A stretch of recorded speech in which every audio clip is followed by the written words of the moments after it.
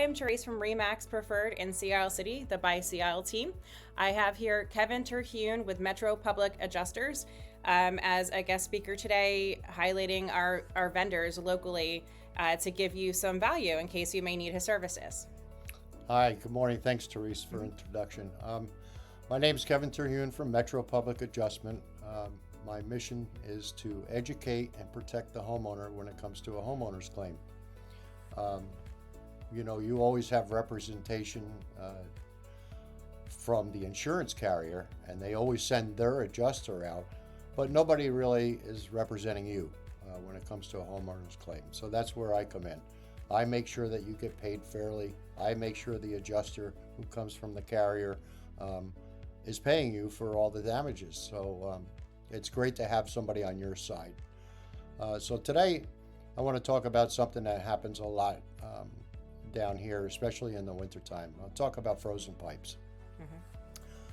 So lately we've had a whole string of frozen pipes in the area where homes are not properly winterized, hose bibs are not disconnected from the outside, and they freeze. So recently I just did a frozen pipe claim for a homeowner that discharged 22,000 gallons of water. It created a lot of damage. The homeowner was out of town in New York, and this water ran for 4 days and finally got into the heating system, and that's when he got an alert on his phone that something was wrong with the heating system. And by that time, damage has already been done, so in excess of 6 figures. So the homeowner has a lot of repairs to do, but he's happy that I was on his side, and I was be able to negotiate with the carrier and get him fully identified for the claim. And Kevin, you were telling me that he thought he had winterized properly, but he didn't do all the steps, right? Can you just quickly overview all the, I mean, not that we're plumbers by any means and you should hire a plumber, but what are some steps that are well known? So this frozen pipe happened with an outdoor shower. That's where it started. And the company he hired to do the winterization, the irrigation company, they did all the outdoor sprinklers and whatnot, and also in charge of the outdoor shower.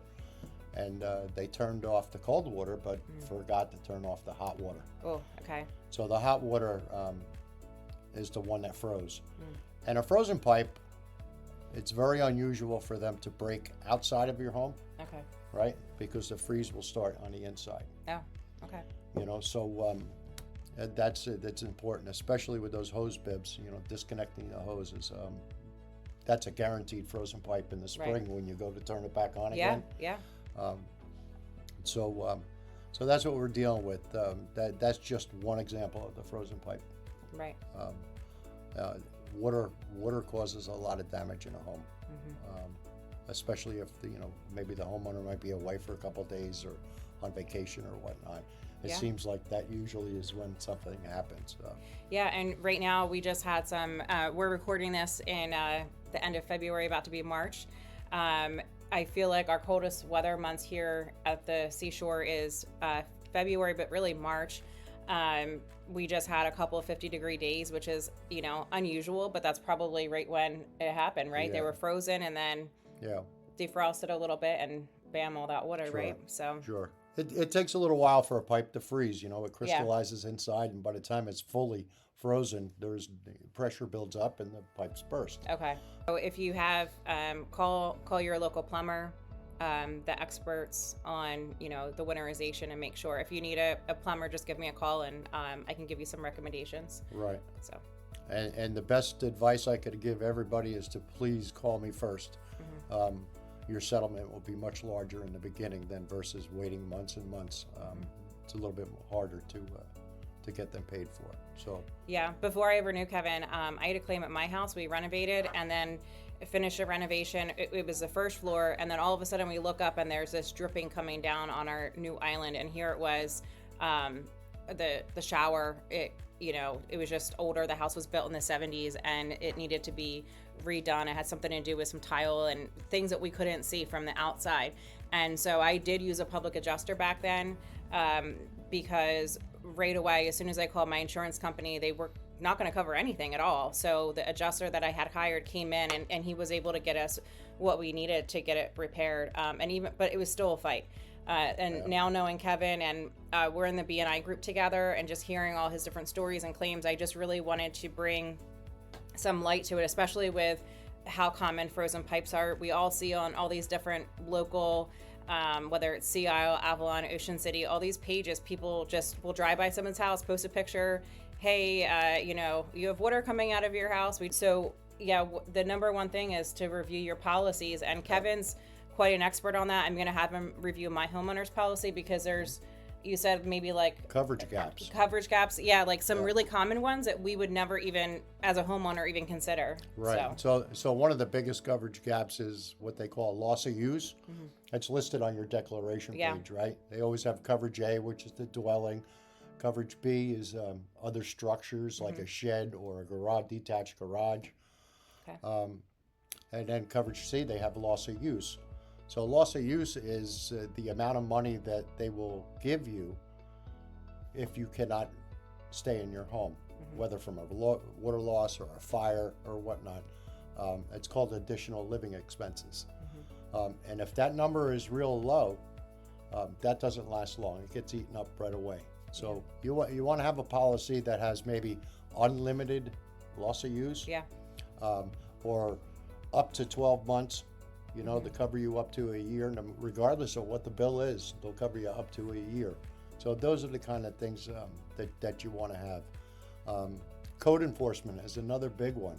You want code upgrades, because if you have an older home and you have damage, the house has to be brought back up to current codes. Every contractor, electrician, plumber, or whatnot, they're bound by their license to perform the work to current codes. Okay. And that's a really good tip. Yeah, it's quite pricey as well. From a house that maybe was built in 1960, where they may not have even had any codes, right? Right. And to today's, it's a big cost difference, and so that's important. So I'm more than happy to review anybody's policy. I don't sell insurance. All I can do is give you advice. And it's advice that could save you thousands and thousands of dollars. Kevin just mentioned a policy he recently looked at, and he noticed when he looked at it that the cost of living was only $45,000. And so for that homeowner, he was able to tell her right away, hey, look, up this, because rent is so expensive. I mean, that would be a year-round rental maybe type person that he looked at their policy, but we hardly have any year-round rentals. And if you can find it, it's thousands of dollars a month to rent a property. And then in the summertime, let's say for an example, you have a problem with your primary home, there's a fire, God forbid, and it requires a rebuild. Kevin was telling me, should have at least 1 year.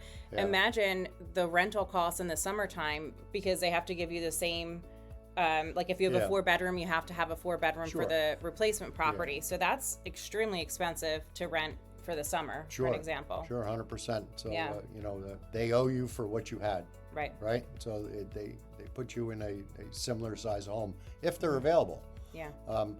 Just a typical fire, just right off the bat, it'll take 6 months just for the investigation to be complete. Wow. The fire marshals and everybody else who gets involved. That's a 6-month process before any work begins. Yeah, all the time you see these structures that are just sitting there, and as a member of the public, you're wondering why in the world is it just sitting there. So we just had a restaurant, Kevin, I think it was in the summer, that burnt down. Yeah, it was in the summer, and a horrible fire, and I just saw online that they're renting another restaurant in town, thank goodness. So maybe that was like a loss of use type situation. Hopefully they had that coverage. Sure. But it just got torn down, and now it's that happened in the summer. It's more than 6 months that it took for that to happen. Yeah. So and it does. Yep. And of course, insurance companies, they don't want to pay right away. So it's my job. I can get money released quick.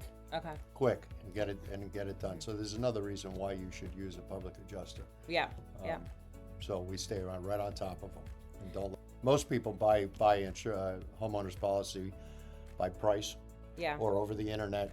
There's nobody to explain to them what they actually purchased. So even these insurance brokers, they'll just sell you whatever, but they never actually do a consultation with you and say, hey, Yeah. this is what you need. Okay. So Contact Kevin. I'm going to link his information below if you would like to have him review your policy and your loved ones, family members, just so you know our real estate that we own is pretty much all of our life savings. It's everything that we have. Make sure you look it over, and if you don't know what you're reading and looking at, contact Kevin and he can help you. He's someone that has nothing to gain by as far as he doesn't sell insurance.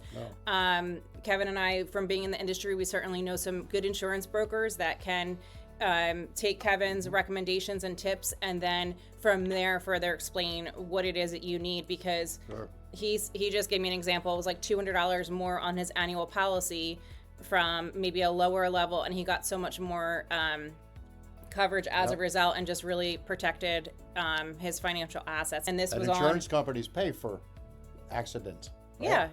Right. That's what it's for. Homeowners are not perfect, right? So I think as myself as a homeowner, and probably all of you can relate, you know, you buy the insurance policy and then you just sit back and you're relaxed. And someone that I know knows a lot of people out in California were saying a lot of the homeowners with the California wildfires are way underinsured. Their policies were out of date. So what states are you licensed in or can give information or advice? So I'm licensed in 5 states: New Jersey, PA, Maryland, Virginia, and New Hampshire. Basically, anybody who would be watching this video, he can kind of cover your area and really help you out. So I hope you enjoyed this vendor video. I'm trying to just bring value to anybody who may need it and some good direction. So thank you, Kevin, so much for coming in. And I'm going to have his information linked below. Thank you.